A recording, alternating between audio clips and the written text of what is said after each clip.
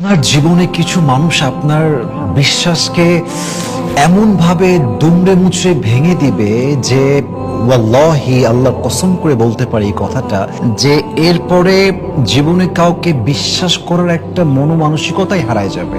মনে হবে যে যতদিন বেঁচে আছি, जब तक मैं जिंदा हूं किसी को मैं यकीन नहीं कर सकता अपनी जिंदगी में।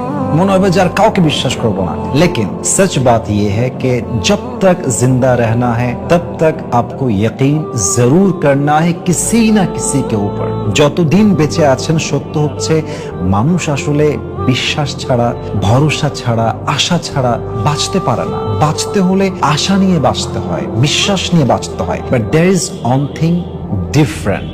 একটা বিষয় একটু পরিবর্তন আছে, সেটা হচ্ছে যে আপনি ঠকে যাওয়ার পরে বিশ্বাসটাকে লিমিটেড করেন।